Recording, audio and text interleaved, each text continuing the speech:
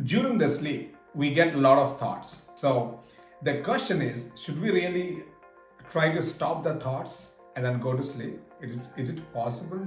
So the more you try to stop the thoughts, the more vigorously they come. There is a passive thinking and there is an active thinking, right?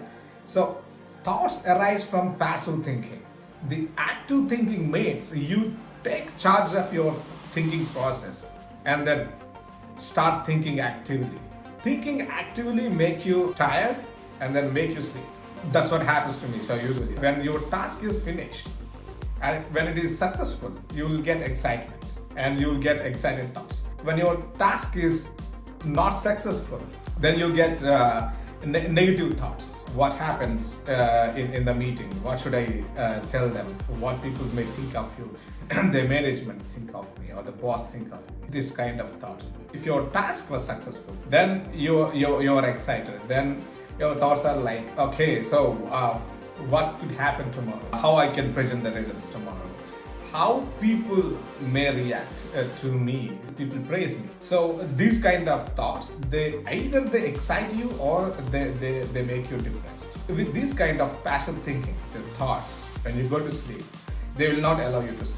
You can't sleep. Even if the task is in between, that makes you sometimes excited, sometimes nervous. Active thinking means you take charge of your own thinking and start analyzing. Yeah.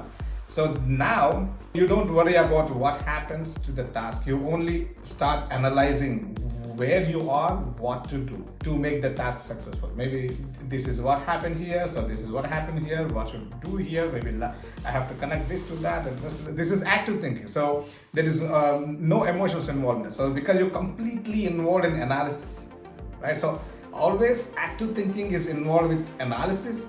Your passive thinking is always involved with emotions and feelings.